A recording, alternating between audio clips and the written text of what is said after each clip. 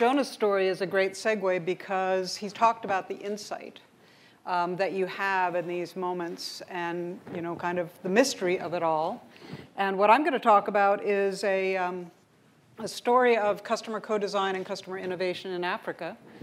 And you'll see that there's some science here as well about how insights happen.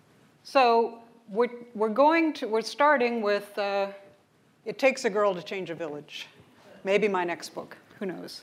And we're going to rural Uganda, where the motto of this organization, which has been around for 25 years, is awakening the sleeping genius in each of us, which interestingly enough is almost identical to the motto on the side of Dennis Litkey's Met School here in Providence. So there's a lot of kindred souls here. Just to remind you, Uganda is on the equator in the green belt of Africa, and it is landlocked. And this is where we're going, the campus of the Uganda Rural Development and Training Association training program. And there are three main points that I want to get across. One is the use of this technique to help people be creative in their everyday lives and to propagate that technique across 3 million people. The second is, just the notion of systems thinking. That, in this case, biogas created out of cow manure and chicken manure used to power the stoves on campus, to cook all the meals. But the whole notion of systems thinking is very important to this organization. The third is community radio and the power of community radio to be a transforming mechanism in the third world. And the fourth is girls, and in particular, girls and women, and in particular, two-generation education and back-home projects. So I'm going to take you quickly through this story. The founders are Silvana Franco, who is an Italian who grew up in Africa. She lived in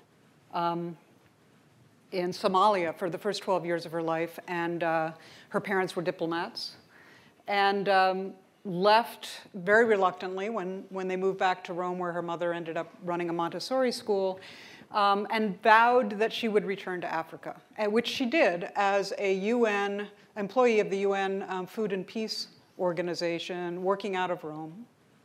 Worked in Africa and all over the world for many years, met her husband there.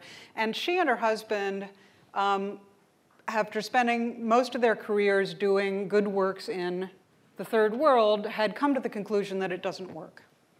That top-down development work, bringing in experts, bringing in trucks, bringing in tractors, building wells for people, is absolutely the opposite, the wrong way to do it. You've got to turn it around. You've got to empower people, essentially. So she was looking for a way to do that, and she and her husband put a little stake together, and at the time she was living in Wellesley, Mass., which is where I met her, and they found these two guys at Makerere University in Kampala. One is, Ephraim is a water specialist, water treatment guy, and Mwalimu Musheshe is an agronomist.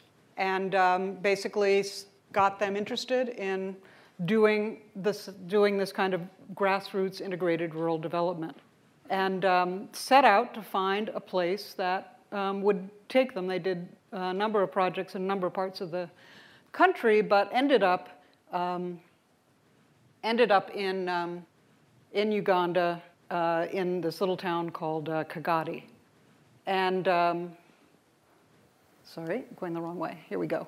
And no surprise here. This is what the countryside, this is what the homes look like, and this is not the rainy season, which is about half the year when you can imagine rain pouring down on this wattle hut.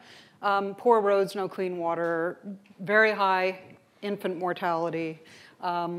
Basically an abandoned part of the countryside, 5 hours west of Kampala on very, very bad roads, completely ignored by the government, and in fact called the Lost Counties because the colonial British had moved a bunch of tribes around to give more land to their favored tribe. And so this area was rife with tribal conflict as well. So what they did was they came into they found a village that was interested in working with them, and they got everybody together under a mango tree after speaking first with the village elders. And they got them all together, and they started asking them about their lives and what, how things were and what they wanted in their lives. And Silvana said to me, I was there taking notes. I was kind of the white woman in the back, and I was just kind of taking notes and what everybody was saying. And after a while, everybody kind of looks at me and starts muttering, and I asked Musheshe what the problem was, and they said, well, when are you going to tell us what to do? You're the white person, you're here, you're the expert, we're waiting for you to dole out money and give us resources and tell us what to do. And of course, she wasn't about to do that. What they did do was they asked them what their vision was, and this was it, basically. They wanted healthy families, they wanted better roads, they wanted to be able to get their crops to market, they wanted to be able to grow better crops, they wanted houses that looked like this with actual roofs and stucco walls and great crops. So they started by helping them visualize what they wanted and to do the normal kind of sanitation things, but differently in the sense that when they helped them build wells, they made sure they did the building, that they understood what they were doing. And notice that there's a woman in this picture, which was kind of an innovation in and of itself, that they made sure that the groups that were working on these self-help projects in the village were gender groups, with a mixed gender, so both men and women working together. And they started a demonstration farm to show them that they could go back to farming the way they had before the colonial British had come in and told them to only farm one crop. So this part of the story is not about Musheshe and the baboons, although it is interesting that these baboons run around on campus, and they're pretty much wild, except they're his pets. And they know him. When he comes onto campus, they immediately come over and start playing with him and grooming him, and he sits and watches soccer games with them, and they're Musheshe's baboons. So when he's on campus, they tend to turn up and play with him. But I picked this picture because it's a great picture of him. It's recent, and it shows how relaxed and kind of you can kind of see the soul beaming out of his face.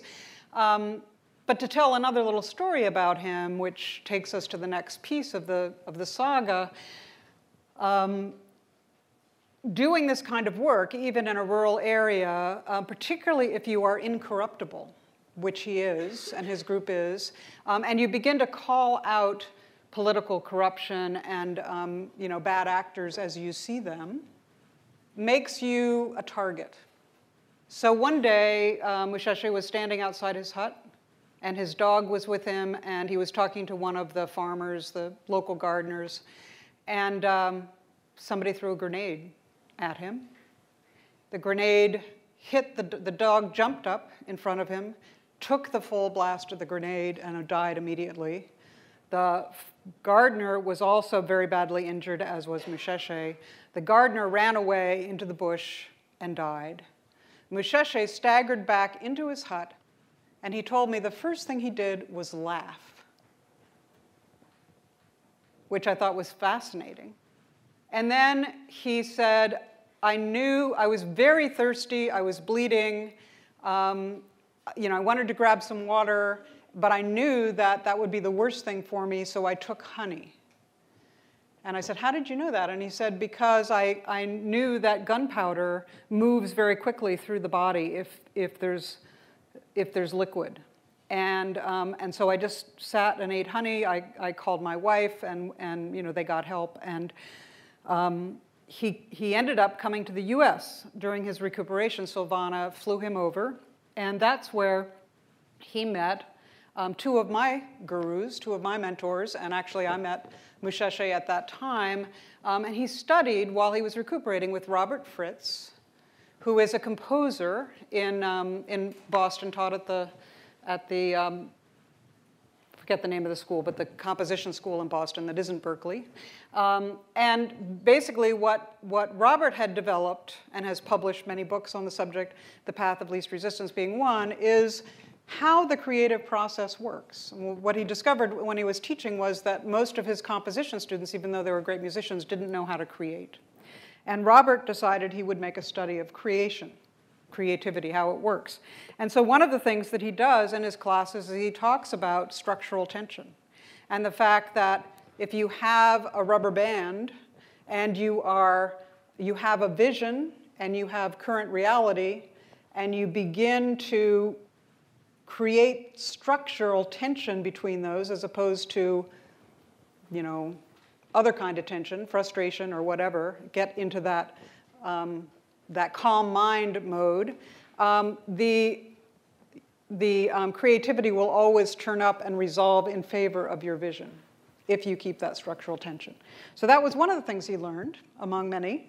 And another was systems thinking from Peter Senge, how everything's all interrelated and kind of how to view the world. And to be fair, I think Musheshe was already well along those paths, but these two mentors really helped him. And what he did was he took that, both of those things, back to Uganda and added them to what he was doing. So he basically took this whole process of how to be creative in your lives and began to translate it into local language and use it in the way that they were working with people to help them visualize what they wanted, what they might want in their lives, and to help them create that structural tension and hold it.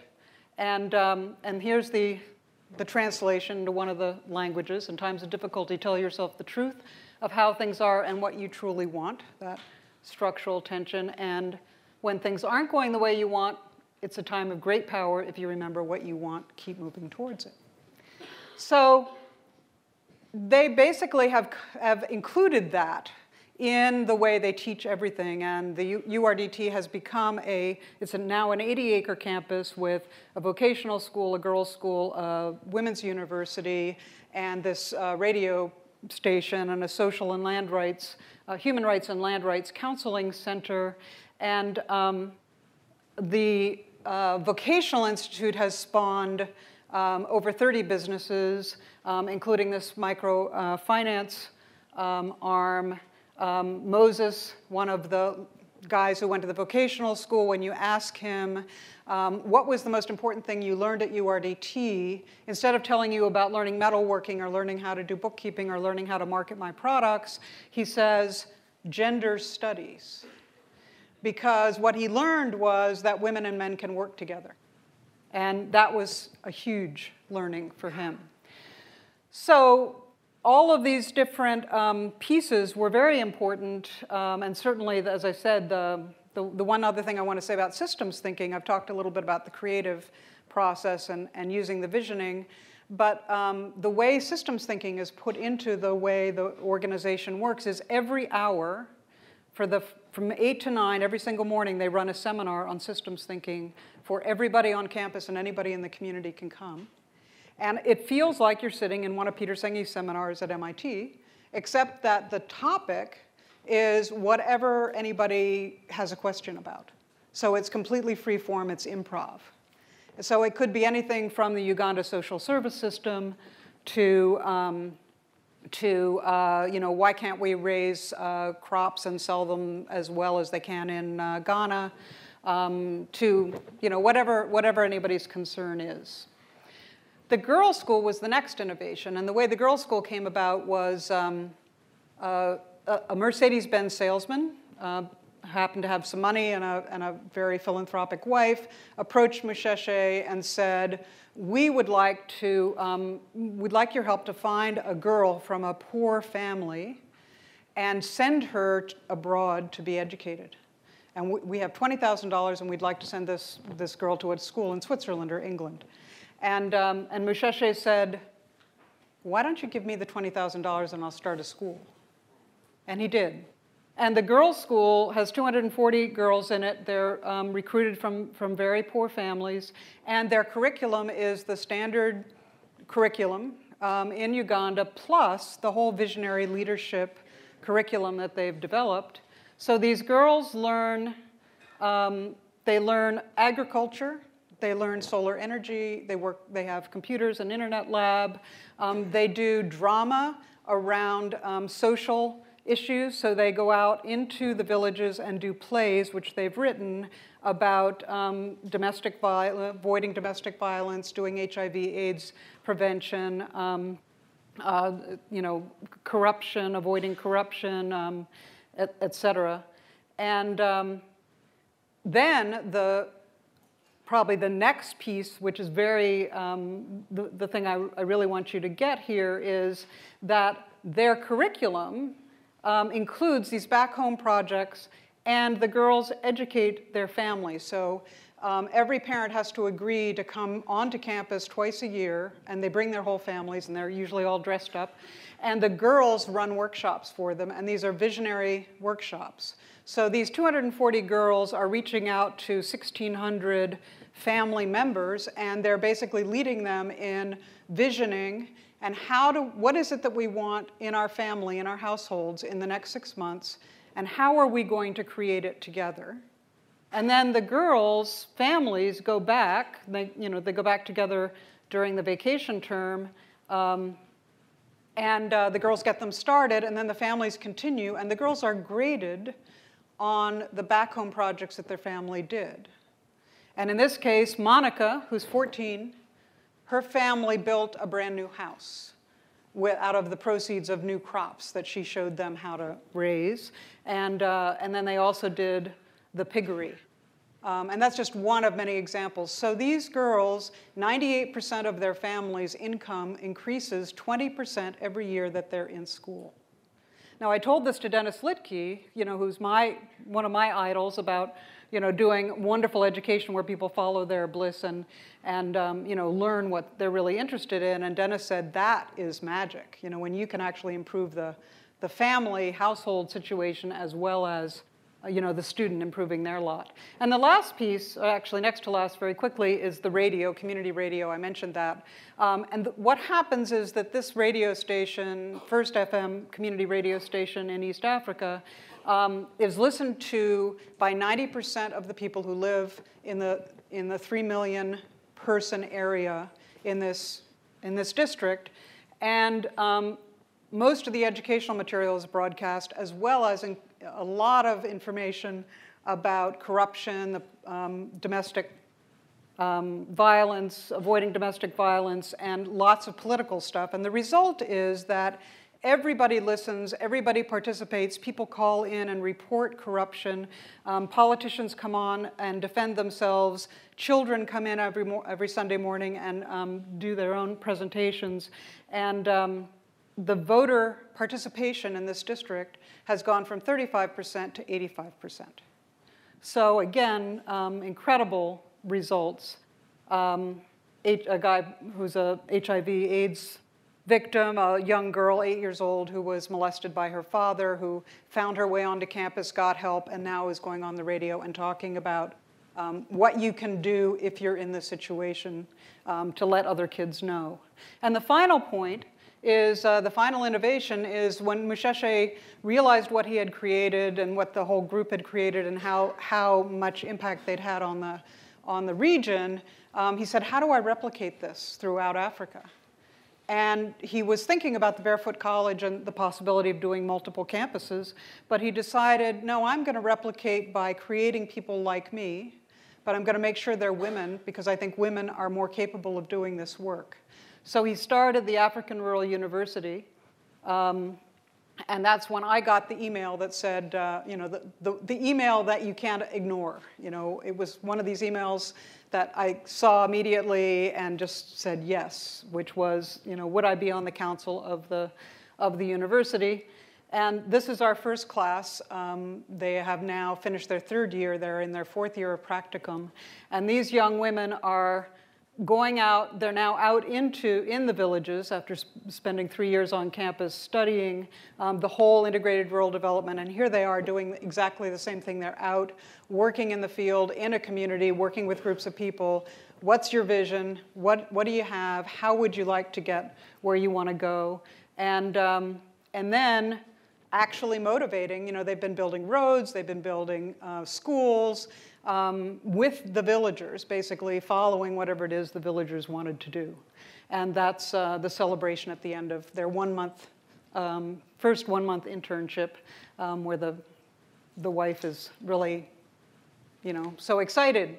So here's the moral of the story. If you educate girls through primary school, you get a 25% reduction in poverty, and if you go educate women through university, you get a 100% reduction in infant mortality, disease, and poverty. So what we're doing is educating university-trained women to empower others in their communities to transform their lives. That's my story.